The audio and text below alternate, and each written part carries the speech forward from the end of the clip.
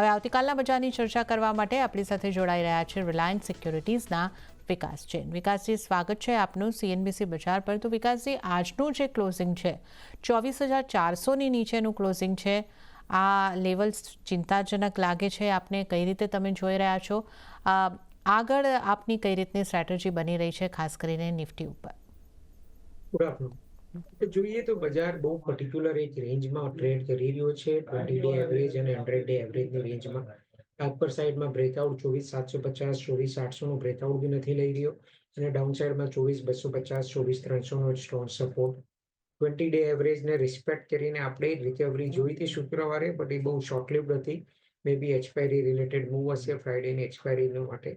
But આપણે જોઈએ તો છેલ્લા 2 દિવસમાં એ પાછું કમ્પ્લીટ રિવર્સલ આવી ગયું છે અને આપણે 20-day એવરેજની આસપાસ ટ્રેડ કરી રહ્યા છે. તો સપોર્ટની આસપાસ છે. જો અગર કરંટ લેવલ્સથી 24,200નો લેવલ બ્રીચ થઈ જાય છે તો આપણે પાછું એક સેલ ઓફ જોઈ શકશું. એટલે રિસ્ક રિવોર્ડ રેશિયો કરંટ લેવલ્સથી મે બી લોન જવા માટે એપ્રોપ્રિએટ રહેશે, કેમ કે આપણે જોઈએ તો 350 પોઈન્ટ આજે અને 100 પોઈન્ટ કાલે, એટલે 450 પોઈન્ટનો તડાકો આપણે જોઈ ચૂક્યા છે. સપોર્ટની આસપાસ છે, એટલે 24,200ના સ્ટોપ લોસની સાથે લોન જવાની સલાહ રહેશે. હાયર સાઇડમાં ફર્સ્ટ પોટેન્શિયલ પાછી હાયર રેન્જમાં 24,700 સુધીની એક અપમૂવ બની શકે. તો અત્યારે આપણે સપોર્ટ લેવલ પર છે, ખરીદારી તરફ રહેવાની સલાહ. 24,200નો સ્ટોપ લોસ અને 24,700 સુધીના આપણે ઉપરની તરફના ટાર્ગેટ બનતા ફરી પાછા જોઈ શકીએ છીએ. અને બેંક નિફ્ટીમાં આપની કઈ રીતની સલાહ રહેશે? બેંક નિફ્ટીમાં આપણે જોયું કે જે રીતે આજે નિફ્ટી કરતાંની આસપાસ જ ઘટાડો અહીંયા આગળથી આવતો દેખાયો છે. 1.40% જેવું દબાણ અહીંયા આગળ પણ બન્યું છે. 52,834ના સ્તર પર નિફ્ટીનું ક્લોઝિંગ, નિફ્ટી બેંકનું ક્લોઝિંગ છે. નિફ્ટી બેંક માટે આપની કઈ રીતની સલાહ રહેશે? નિફ્ટીમાં જોઈએ તો જે કરેક્ટિવ એક્શન બન્યું છે છેલ્લા 2 દિવસમાં, એ બેંક નિફ્ટી અને ફાઇનાન્શિયલ રિલેટેડ સ્ટોક્સના સેક્ટરનું દબાણના પ્રેશરની કારણે જ બન્યું છે. એટલે સેક્ટર થોડું હજુ દબાણમાં રહી શકાય.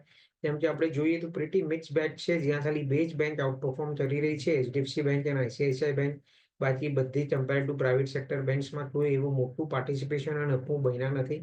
અને છેલ્લા 1-2 દિવસમાં આપણે જોઈએ તો PSU બેંક્સમાં બી સારું પ્રોફિટ બુકિંગ જોવા મળ્યું છે. મે બી બેંક્સ દબાણમાં રહે, રિવિઝિટ કરે પાછું 52,000, 52,100 લેવલ્સને.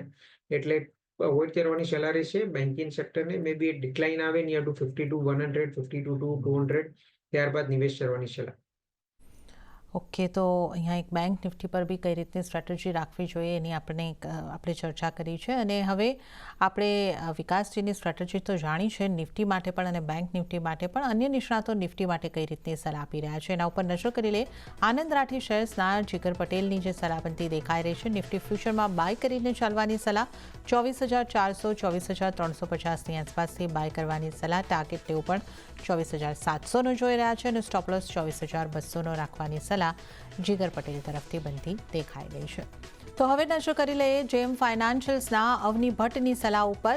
અવનીની સલાહ બની રહી છે નિફ્ટીનો 19 ડિસેમ્બરનો 24,300નો પુટ 90 રૂપિયામાં ખરીદો. ટાર્ગેટ તેઓ જોઈ રહ્યા છે 150 થી 175નો અને સ્ટોપ લોસ 45નો રાખવાની સલાહ અવની ભટ્ટ તરફથી.